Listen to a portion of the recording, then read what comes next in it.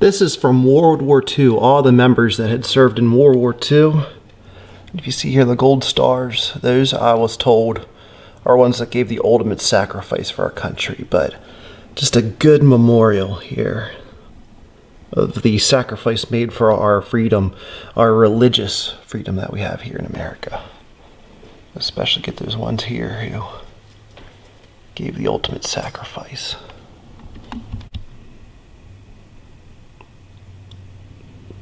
You can see the old heating source right there. There's at one time were pot-belly stoves.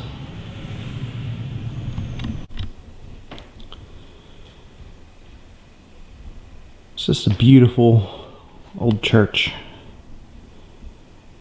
Really get a sense of the history of our nation in this church of a bygone era.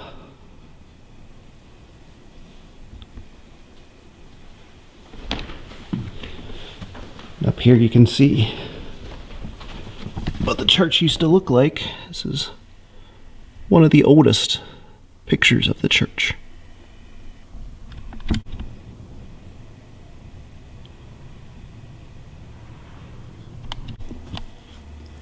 Hi, I'm Sylvia Smith, and I am here at Asbury United Methodist Church on top of Green Hill.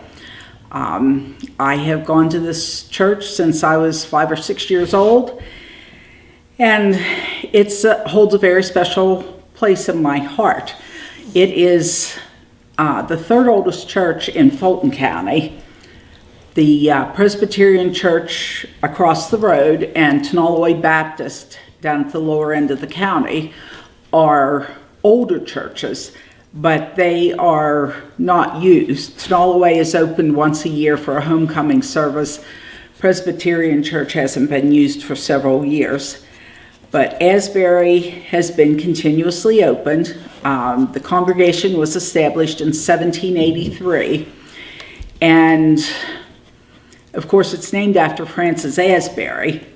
And I think that he may well have preached here because this was part of what they call the Bath Circuit, which came out of Baltimore, up across the mountain into Waynesboro, and then up what is now Route 16. And Robert Strawbridge may also have preached here because he was also on that Bath Circuit.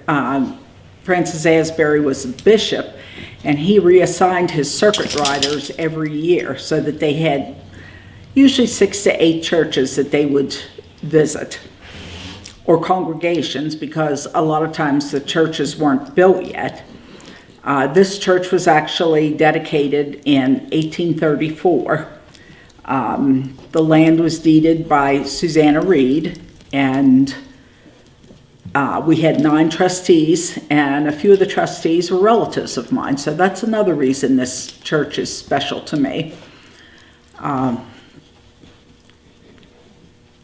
Like I said, the church was dedicated in 1834, and it's made out of limestone, which was quarried off Sidling Hill Mountain, which is just about 2 miles away. The pews, the altar, the pews especially, they were made from trees that were cut down locally, and you can look at them and run your hand over them and still feel some of the nicks from the planing tools and that they would have used back then. We've had a lot of ministers here. My earliest ones I remember are back in the 50s. But Levi Hess was here back in the 40s, and he was a relative of a lot of the parishioners here. He was a local farmer because back then pastors had to be bivocational. Churches couldn't pay enough money to support a full-time pastor. And as Methodists, we believe in itinerancy, so that was how the circuit riders came into being. They would ride from congregation to congregation, sometimes in the winter, or if there wasn't a church building, they would meet in homes or barns or sheds, wherever they could. In the summertime, it was outside. And that is probably where Asbury's what happened with Asbury, because where the parking lot is now was a grove of trees. And I know that because I did find one tidbit of interest that said that when church was being held one summer, there was a horse and buggy tied up to one of the trees outside, and lightning struck and it killed the horse. So those are just little tidbits of information that I've dug up along the way. Robert Strawbridge, I mentioned him as a circuit rider back during the time that the congregation was established. He actually was assigned up in Huntington, so probably when he rode around at the beginning before Francis Asbury deemed that he would do Huntington area, he would have come here and preached. We have several members of the congregation who have been members since they were babies. Dixie Divins, Anna Claire Dishong Hollinshead, and she is probably our oldest member, and she's also very artistic. So she actually painted a painting that they then used as a card for their card ministry. And here's a picture of the one painting that she did. She's very talented, and I miss her because she's her health keeps her from coming to church much anymore. At one time, this church was covered in vines and ivy, and that's how a lot of people recognized it. They would go, "Oh, it's that ivy-covered church out on Green Hill." And yes, it was. And this is a picture of it from probably way back, because my memory is that the ivy covered the whole front of the church. And there is now a cross outside that was dedicated in memory of Junior Dishong when he died. He was one of our members here, and his family donated the lighted cross that's outside on the front of the church. And when it was all covered in ivy, that was absolutely beautiful at night because it reflected all the green.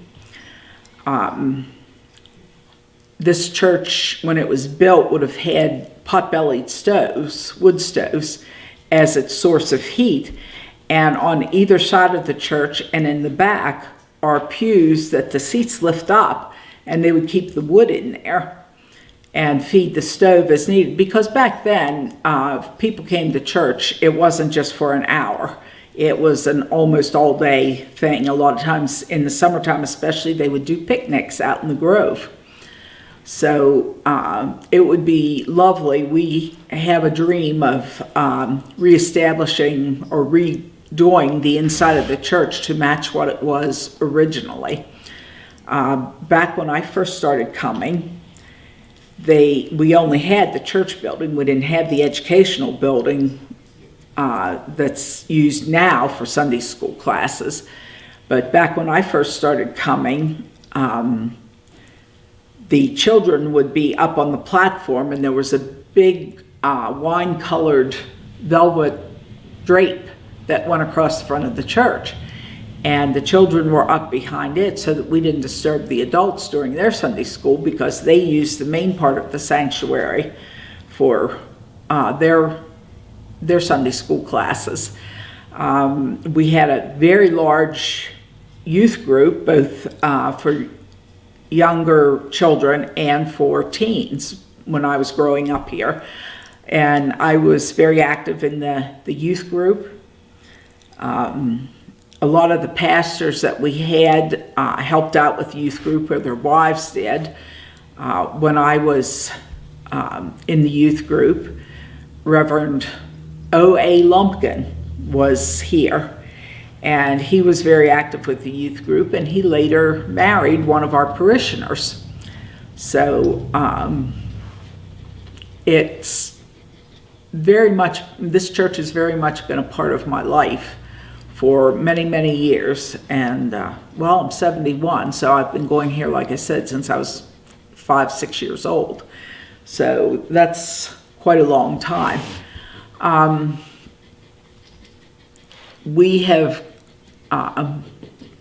gotten to the point where we gained some members. We lost a lot of members several years ago, and prayer has been answered. People are coming back in. The church is active, so I would encourage you to, if you're local, to come out and participate in some of the activities that we do. Spaghetti supper every month, and that's for the community. It's well received.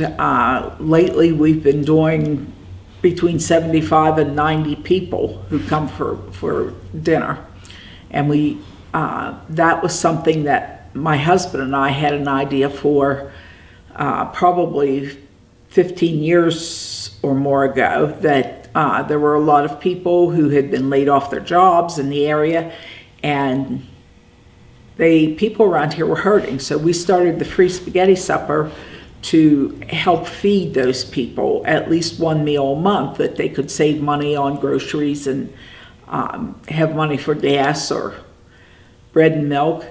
It's very well received, and we do a lot of other activities with the other two churches on our charge: Silent Festival, contemporary services. We do Bible school at Ebenezer. So, and we have church at 3 different times: 8:30, 9:45, and 11 o'clock. So you can get to one of our services if you'd like to come. As far as some more of the history of this church, we do have a circuit riding preacher buried in Daniel Hartman. He is buried out in the cemetery here. There's a number of Civil War graves if you're interested in history and genealogy.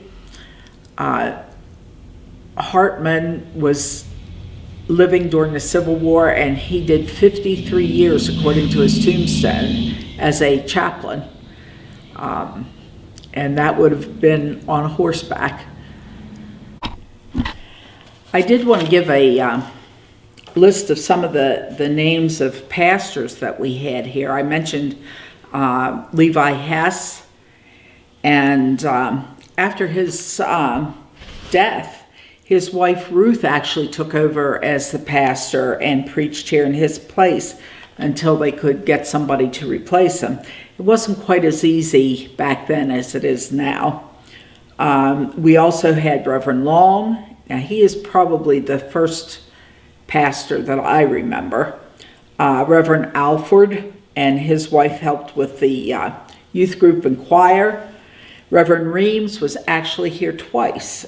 He was pastor of McConnellsburg, and then as his health started to fail, they moved him here, and Reverend Donald Bard, who was the pastor here for about 15 years, moved into McConnellsburg. We had Reverend Lumpkin, I mentioned him, and then Reverend Gummo, Reverend Bear, and we now have Pastor Sullenberger.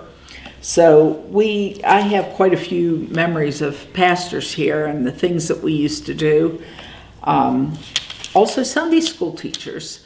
It's amazing to me, but I had Ada Grass, Grace Dishong, Beatrice Klein, Catherine Dishong, quite a few of the Sunday school teachers that I had. And when I got older, became an adult, and my children were here, I taught Sunday school. I taught the little ones. I taught the intermediate class, like 8 to 10, 11 years old, and I also taught the teenagers, and then moved into the adult class, finally. Sunday school was always fun, and I am so happy that they have reestablished Sunday school here at the church. For many years, we didn't have anybody to do Sunday school, so I'm happy that they have reestablished it. And I just wanted to close this. I mentioned Anna Claire Dishong Hollinshead as being very talented. She painted the picture for the card that I showed you. But she also wrote a poem. It's called An Old Stone Church. And it says, an old stone church stands so beautifully still against the blue sky on top of Green Hill. It was here in this church in Sunday school where I first learned the golden rule, where the seats were polished to a high shine, the stovepipe glowed red from burning pine. This old church has a welcome always for you, no matter how many or even how few. I love the singing and praising the Lord. It's a great place to go. You never get bored. You can stop for a moment and kneel quietly there. The door's always open, the altar to share. There aren't many places in our world today you can simply walk in to kneel down and pray. But in this old stone church, you can any day. I need not tell you how dear to me is this old stone church called Asbury. We have had quite a few saints have been here for years. We've had 2 ministers have come out of this church, and one that, well, they're both now retired. So we have a long history of raising people up to be disciples. But I would invite you to just come in and take a look sometime if you're in the area. Sign your name to our visitors book, but come and worship with us. You will be loved here.